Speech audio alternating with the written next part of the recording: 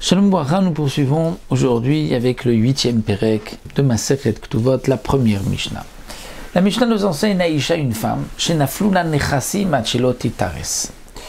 Une femme qui a reçu un héritage, ou qui a reçu un cadeau, ou qui a trouvé quelque chose avant son mariage, avant les Kiddushin. Donc ceci lui appartient, et lorsque ensuite elle se marie, lorsqu'elle reçoit des Kiddushin et qu'elle va apporter ses biens au foyer de son mari, c'est ce qu'on appelle les Nirse Milog, c'est-à-dire ce sont les biens qu'elle apporte avec elle, mais qui continuent de lui appartenir. Le mari aura le droit de profiter des fruits de ces biens, c'est-à-dire elle a un terrain, elle l'apporte en se mariant. Ce terrain appartient à la femme, le mari a le droit de le cultiver et de prendre, de manger les fruits. Ça, c'est le din de Nirse Milog. Si il divorce, la femme récupérera le bien au prix qu'il est aujourd'hui, au prix qu'il se trouve tel qu'il est. La Mishnah nous dit donc une femme qui a reçu des biens avant son mariage, avant les Kiddushin. Modim Bet Shammai Bet Hillel shemocheret venotenet vekayam.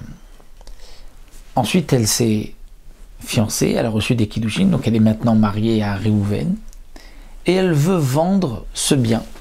Eh bien, Bet Shammai Bet Hillel, qui sont par la suite en machloket, mais dans ce cas-là, ils sont tous les deux d'accord, shemocheret venotenet vekayam. Elle peut vendre le bien, elle peut le donner, et ce qu'elle aura fait est valable.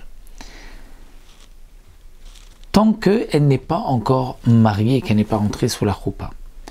Parce que, une fois qu'elle rentre sous la choupa, ce sont les biens Nirse Milog, où le mari aura le droit de profiter de ces biens, donc elle ne pourra pas, comme nous allons voir, les vendre.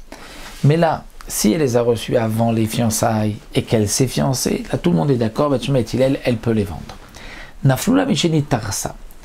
Lorsque les biens lui sont, mais cet héritage est arrivé après qu'elle ait reçu les Kiddushin, mais avant son mariage. Bet Shammai Omrim Timkor. Bet Shammai disent, elle peut vendre tant qu'elle n'est pas rentrée sous la choupa. Elle a encore cette possibilité de vendre. Bet Hillel Omrim Lo Timkor. Bet Hillel disent non, elle ne peut pas vendre. Pourquoi? Parce qu'elle les a reçus après ses fiançailles. Eh bien, c'est un peu comme si c'est déjà préparé pour son mari, puisqu'elle va bientôt se marier, elle va rentrer sous la choupa, donc elle ne vend pas. Mais dans le cas où elle a vendu, Bediavad, tout le monde est d'accord que si elle a vendu, c'est valable, ou si elle a donné en cadeau, c'est valable. Amar Rabbi Yehuda nous dit, on a dit à Rabban Gamliel, on lui a posé la question, lorsque quelqu'un a donné des Kiddushin à une femme, cette femme devient maintenant sa femme. Il a été zoré d'une femme. Des Kiddushin. Comment se fait-il, Loïski Ben Nechassim, est-ce qu'il ne va pas recevoir aussi les biens qu'elle avait? Et donc, comment se fait-il que si elle a vendu, eh bien, on accepte la vente? Amar Lahem Rabban Gamliel leur a dit comme ça. Ala Chadashim Anuboshim. Sur les premiers, c'est-à-dire sur les premiers cas, les nouveaux cas, la Chadashim Anuboshim. C'est-à-dire sur les nouveaux cas, on a déjà honte, on n'est pas vraiment content. Et la chatem egalgim alun taïchanim, mais vous voulez dire même que dans les cas yeshanim, vu encore le din serait le même, c'est-à-dire, nous explique le Barthémora, ala chadashim, c'est-à-dire sur ce qu'elle reçoit après son mariage, après qu'elle soit rentrée sous la choupa.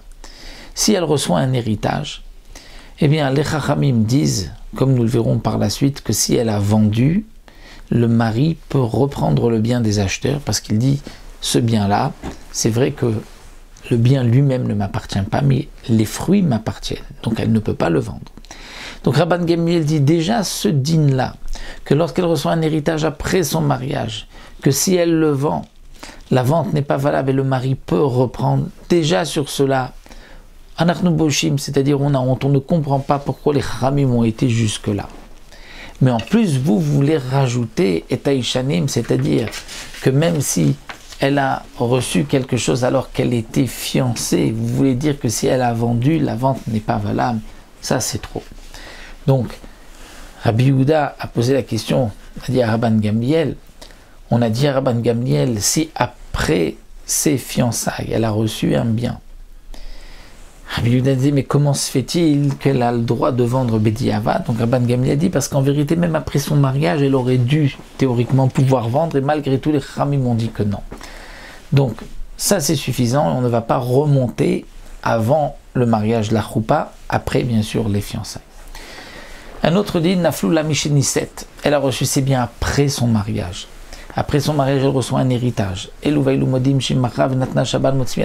monde est d'accord, que si elle a vendu, si elle a donné à quelqu'un, le mari pourra les reprendre des acheteurs. Parce que le mari a un droit sur ses biens, puisque lui va manger les fruits. Elle a reçu des biens avant son mariage et elle s'est mariée. Avant la choupa et elle s'est mariée. Rabban Gamliel dit, si elle a malgré tout vendu ou elle a donné à quelqu'un, c'est valable. Amar Rabbi Chanina ben Akiva. Chanina ben Akiva dit, Rabban Gamliel.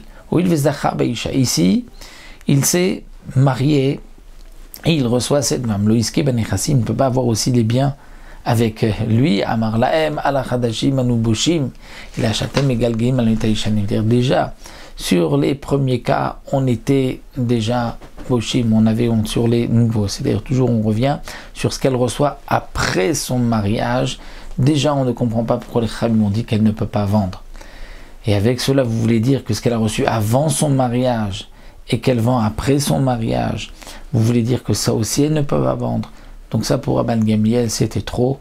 C'est-à-dire qu'on ne peut pas dire que les Khamim ont été jusque-là. Donc comme nous l'avons expliqué, une femme qui a des biens, un héritage, ces biens n'appartiennent pas au mari. Mais le mari peut profiter des fruits de ce terrain.